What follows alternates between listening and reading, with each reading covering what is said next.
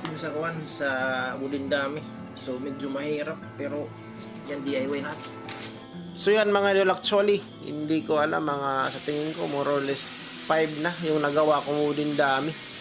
So ito pang-anim to ngayon ginagawa ko. So marami na akong natutunan sa paggawa ng wooden dummy mga idol. Tsaka maganda talaga yung benepisyo kapag meron kang ganito mga idol, lalo na kung busy ka sa trabaho. Makakapag-practice ka kahit busy. Hello mga idol. Yan, cutting tayo sa ating kahoy na gagamitin natin sa paggawa ng wooden dummy.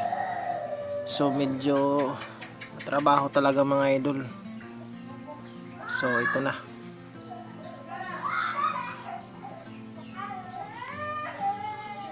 So yung gamit ko pala mga idol sa jackfruit, update lang kayo sa page namin kasi dahan-dahan nating tatapusin tong wooden dummy ito pag may time tayo.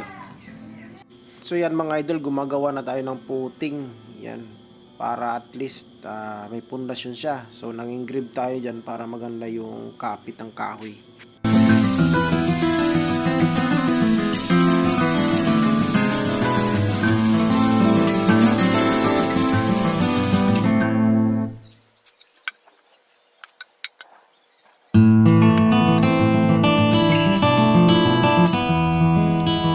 So yan mga idol, nilagyan na natin ng brace sa baba. So nag-engrave tayo para masakto lang yung sportress. Ito yung pinaka-support niya.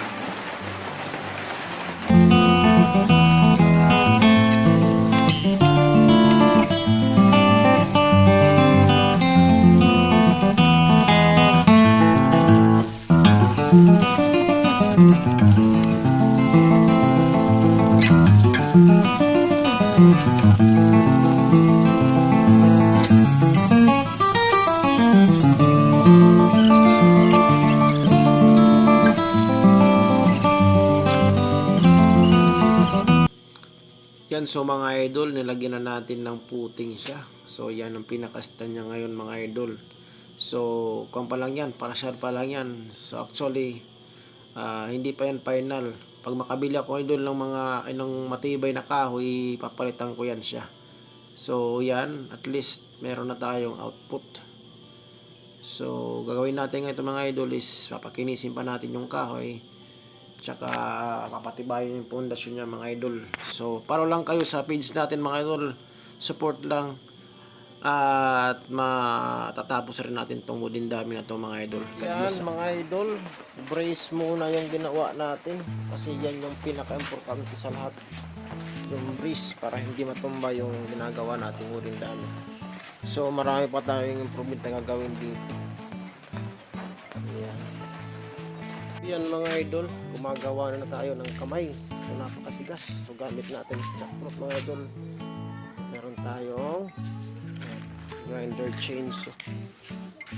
So madali lang yung putol pero matigas pa rin mga idol. So stay tuned for more for making wooden dummy. So hello mga idol, good afternoon. Yan, update tayo sa ginagawa natin ngayong araw.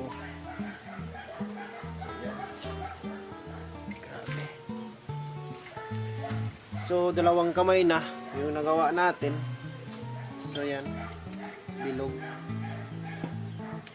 So matibay, siguradong matibay mga idol kasi jackfruit.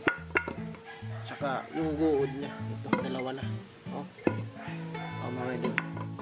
So na lang, one more to go. So papakintabin pa natin to. Ginamitan ko na to ng grinder o ng chainsaw para hindi mahirapan tayong magbilog kasi mahirap talaga matigas. So isa na lang, one more to go mga idol. Meron na tayong 3 kamay ng wooden dummy.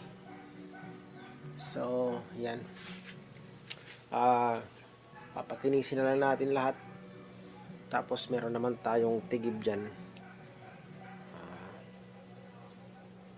Kunting kimbot na lang to mga idol at magagawa na natin yung matibay na wooden dummy na inaasam-asam natin mga idol.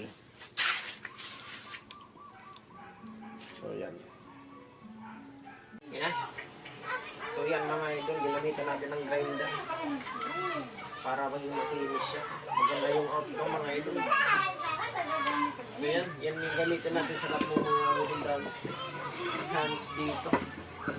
So stay tuned for more mga idol. Sige. So yan mga idol, meron na tayong bilog na kamay. Yan. At medyo makinis na rin siya. So yan. At least maganda yung outcome mga idol ng effort natin. Ang bibigat. Hello guys, good morning. Yan yung wooden dummy natin, ito na. Ito yung update niya mga idol. So binilog ko talaga siya, tsaka pakinisan pa yan mga idol. Yan, tagos yan sa likod mga idol. So medyo nabisi tayo, hindi natin trabaho kasi meron tayong mga problema na dinaanan, pero normal lang yan sa ating buhay mga idol. So yan, importante nagpapatuloy tayo sa ating mga layunin. Yan. So yan na mga idol yung update natin sa ating wooden dummy. So hopefully makatulong tong guide sa inyo mga idol. So hello mga idol, what's up? Yan, papakinisin natin yung wooden dummy natin. Okay tayo yun, ay konti lang. Pusan muna natin to para gumanda.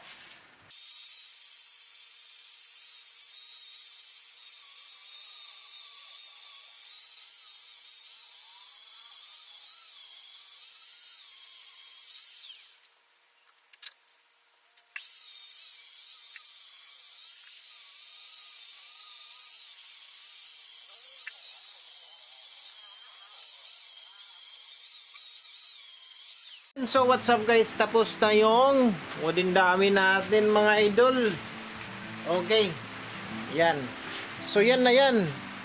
Kukulayan ko na lang siya ng, kasi binilagyan ko na ng quick dry natural varnish.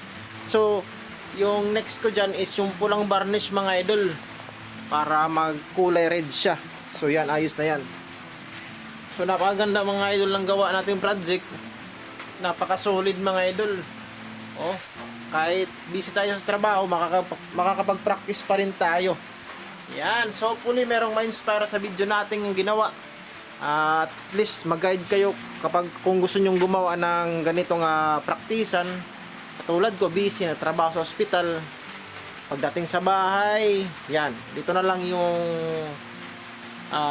binibigyan ko muna ng oras. At least hindi ko makalimutan yung maliit na kaalaman natin regard sa martial art mga idol. So God bless sa ating lahat. Sana makatulong yung video na to para maka-inspire sa inyo mga idol.